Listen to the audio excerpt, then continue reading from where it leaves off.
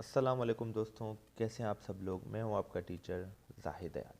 जैसे कि हमारा जो टॉपिक चल रहा था ग्रेविटेशन के नोमेरिकल्स, जिसमें मैंने numerical number 1 and numerical number 2 करवा दिया। इसके बाद नोमेरिकल नंबर जो 3 है वो बहुत ही आसान है, जिसमें आपके पास मास ऑफ जुपिटर और मास ऑफ सन है। इन दोनों का मास गिवन है, दोनों के दरमियान का डिस्टेंस गिवन है, दोनों के दरमियान का हमें क्या फाइंड करना है, ग्रेविटेशन, जो नॉर्मल हमारे पास इस तरीके से हो जाएगा जो आप लोग के पास गिवन है। चाहे तो आप लोग स्क्रीनशॉट ले सकते हैं, ठीक है। इसके बाद जो हमारे पास इंपॉर्टेंट क्वेश्चन है जो हर साल पेपर में रिपीट होता है वो है हमारे पास the radius the radius of moon is 27% of the earth radius, ठीक है। यानी कि जो हमारे पास है, ये हमारे पास क्या है, एक अर्थ है। क्या है हमारे पास, एक अर्थ। अर्थ का सेंटर यहाँ से लेकर यहाँ तक डिस्टेंस हमारे पास कितना है, रेडियस ऑफ अर्थ है। कितना है हमारे पास, रेडियस ऑफ अर्थ। अब यहाँ पे ये कह रहा है कि जो मून है, जो चांद है हमारे पास, उस चांद का जो रेडियस है वो अर्थ के रेडियस के सिर्फ 27% के मुताबिक है। यानी कि मिनिमम वो आपके पास यहाँ पे ही आएगा कि इसके मुताबिक है। हमारे पास चांद जो है वो क्या है, 27% रेडियस ऑफ अर्थ के बराबर है। यानी कि जो अर्थ का रेडियस है इसके सिर्फ 27% ही है, ठीक है। और आगे ये कह रहा है कि इट्स मास इज 1.2%, यानी कि जो पूरे अर्थ का मास है, जो कि कितना है हमारे पास, 6 एक्सपोनेंट 24 kg, इसके सिर्फ हमारे पास किसके बराबर है, 1.2% के बराबर है, ठीक है। तो यही हमारे पास डेटा गिवन है, ठीक है। और सवाल ये कह रहा है कि जो हमारे पास find the acceleration due to gravity on the surface of moon, how much will a weight एक न्यूटन वेट ऑन देयर, ठीक है, ठीक है। कि हमारे पास जैसे कि ज़मीन के ऊपर एक बॉडी रखा हुआ है, इस बॉडी को अगर हम ज़मीन पे रखें जिसका वेट हमारे पास कितना है, 424 न्यूटन। अगर इसी को हम चांद के ऊपर रखेंगे जिसका ग्रेविटी हमारे पास कुछ ना कुछ आएगा, वैसे हमें मालूम है लेकिन फिर भी हम फाइंड करेंगे, तो वहाँ पर हमारे पास इसका वेट कितना होगा। जाहिर सी बात है डिक्रीज होगा, क्योंकि चांद में हमारे पास ग्रेविटी क्या होता है, डिक्रीज होता है। तो डेटा के ऊपर चलेंगे। डेटा में हमारे पास है रेडियस ऑफ मून, वही सेम प्रोसेस मैंने कहा कि 27% ऑफ रेडियस ऑफ अर्थ, ठीक है। परसेंट खत्म करेंगे, डिवाइड में क्या आ जाएगा, 100 multiply by radius of earth, ठीक है। अच्छा, mass of moon 1.2% of mass of earth, percent को हटा दो, हमारे पास डिवाइड में 100 आ जाएगा, multiply by mass of earth.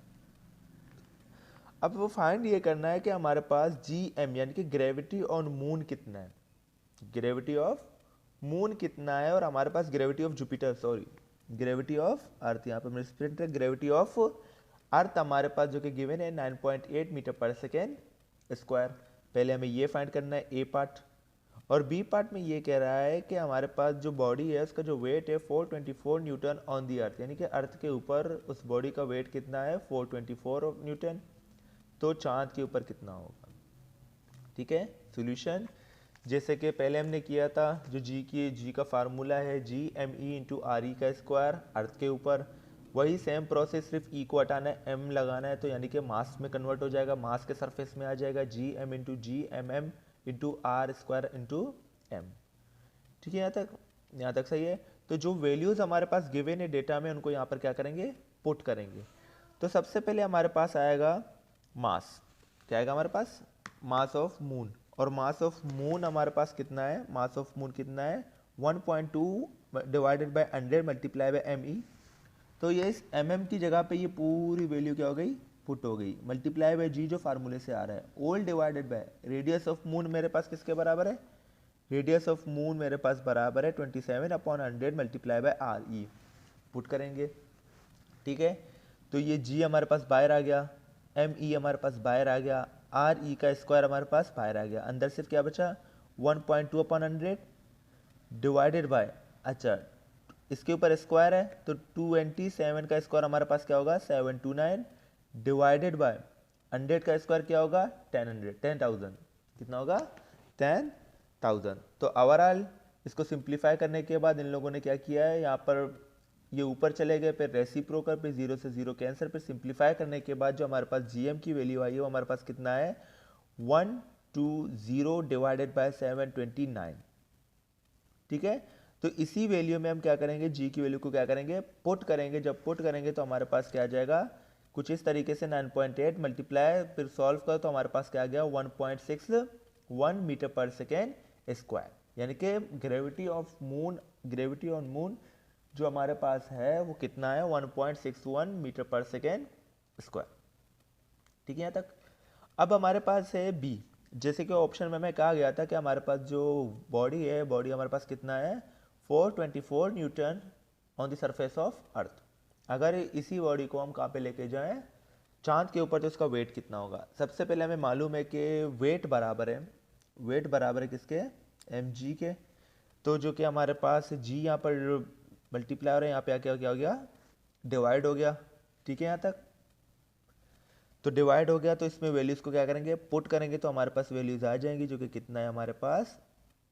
पहले हमें इस बॉडी का मास निकालना है, क्योंकि वेट तो चेंज हो सकता है लेकिन मास हमारे पास चेंज नहीं होता, चाहे अर्थ के सरफेस पे हो, चाहे मून के सरफेस पे हो, चाहे जुपिटर, चाहे मार्स, चाहे सन, जहाँ पे भी हो हमारे पास इसकी वैल्यू चेंज नहीं होगी।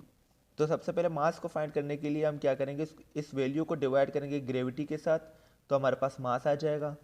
ठीक है, तो इसी वैल्यू को पुट करेंगे मून वाले इसी फार्मूले में, सिंपल यहाँ पर हमारे पास क्या जाएगा मून। ठीक है, तो मास की जगह पे वैल्यू आ गई जो हमने निकाला था, और ग्रेविटी ऑन मून अभी हमने फाइंड किया 1.61, तो मल्टीप्लाई करने के बाद हमारे पास वेट आया कितना 69.64। सवाल की शुरुआत में ही मैंने आपको बताया था कि जो हमारे पास वेट है, जो कि हमारे पास क्या है वेट, ये on the surface of earth है, और ये कहाँ पर है सरफेस ऑफ मून। तो मैंने शुरुआत में ही कहा था कम होगा, क्यों, क्योंकि हमारे पास जो ग्रेविटी ऑफ अर्थ है और ग्रेविटी ऑफ मून है, इन दोनों की ग्रेविटी में फ़र्क है। चांद की जो ग्रेविटी है वो कम है बनिस्बत किससे, अर्थ से। अर्थ की ग्रेविटी क्या है, ज़्यादा है बनिस्बत किससे, चांद से। ठीक है, यहाँ तक सही है।